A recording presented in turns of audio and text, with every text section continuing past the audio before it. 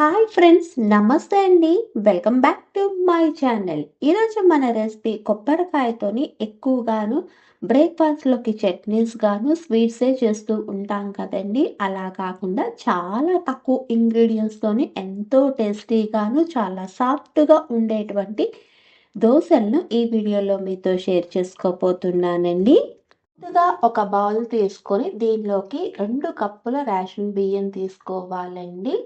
మామూలు బియ్యం తీసుకోవద్దు. మామూలు బియ్యం తీసుకుంటే ఈ దోశలన్నవి కొంచెం గట్టిగా వస్తాయన్నమాట.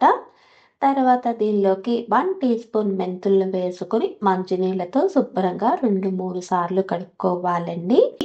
ఇలా కడుక్కున్న తర్వాత ఇవి మునిగే అంతవరకు నీళ్లు పోసుకొని 4-5 గంటలు నానబెట్టుకోవాలన్నమాట. ఇంకొక పావు గంటలోని మనము ఈ నానబెట్టుకున్నటువంటి బియ్యాన్ని రుబ్బుతాము అనగా మనం ఏ కప్పుతో అయితే బియ్యం తీసుకున్నామో అదే కప్పుతోని 1/2 కప్ మందపాటి అటుకులు తీసుకొని మంచినీళ్ళతో శుభ్రంగా 2-3 సార్లు కడుక్కొని ఇవి మునిగే అంతవరకు నీళ్లు పోసుకొని ఒక్క 15 నిమిషాలు పక్కన పెట్టుకుందాము.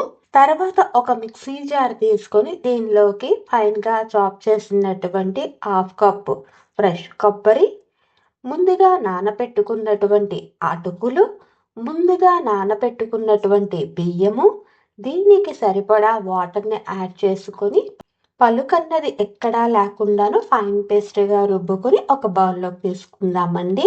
మనం బియ్యం రుబ్బుకున్నటువంటి మిక్సీ జార్లోకి కొంచెం వాటర్ అన్నది వేసుకొని ఆ వాటర్ను కూడాను ఈ బౌల్లోకి వేసుకుంటున్నాను. తర్వాత దీనికి రుచికి అనుగుణంగా ఉప్పును కూడా వేసుకొని అంతా బాగా కలిసేటట్టు కలుపుకొని మూత పెట్టుకొని ఒక రాత్రంతా పక్కన పెట్టుకుందామండి.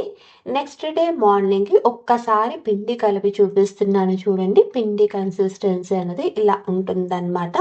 దీన్ని పక్కన పెట్టుకుందాము. తర్వాత పొయ్యి వెలిగించి ప్యాన్ పెట్టుకొని ప్యాన్ అన్నది వేడెక్కిన తర్వాత ఫ్లేమ్ అన్నది మీడియం ఫ్లేమ్లోనే పెట్టుకొని మనం నార్మల్గా వేసుకునేటువంటి దోశలు ఎంత పలుచగా వేసుకుంటామో అంత పలుచగా కాకుండా కొంచెం మందంగా వేసుకోవాలండి. ఇలా దోశలు వేసుకున్నప్పుడు మాత్రం ఫ్లేమ్ మీడియం ఫ్లేమ్లోనే పెట్టుకోండి. ఇలా దోశ వేసుకున్న తర్వాత దీని చుట్టూరుగా కొంచెం ఆయిల్ అన్నది స్ప్రెడ్ చేసుకోవాలండి. తర్వాత చూడండి, ఈ దోశ మీద చిన్న చిన్న హోల్స్గా వచ్చాయి కదా, అంటే మన కోకోనట్ దోశ అన్నది పర్ఫెక్ట్గా వచ్చిందనమాట. ఈ పాయింట్లోనే మూత పెట్టుకొని ఈ దోశని 2 నిమిషాలు మీడియం ఫ్లేమ్లోనే పెట్టుకొని కుక్ చేసుకోవాలండి. 2 నిమిషాలు అయిన తర్వాత ఫ్లిప్ చేసి చూపిస్తున్నాను చూడండి, ఎంత మంచి కలర్ వచ్చిందో. మళ్ళీ ఫ్లిప్ చేసుకొని దీన్ని డిష్ అవుట్ చేసుకోవటమేనండి. అంతేకాదు, ఈ కోకోనట్ దోశని ఒక్క వైపే కాల్చుకుంటామండి, రెండో వైపు కాల్చుకోము.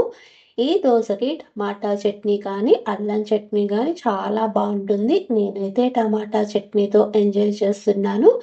ఈ టమాటా చట్నీ అన్నది నెక్స్ట్ వీడియోలో మీకు అప్లోడ్ చేస్తానండి. మీకు కానీ ఈ వీడియో నచ్చితే please like, share and subscribe. Thanks for watching.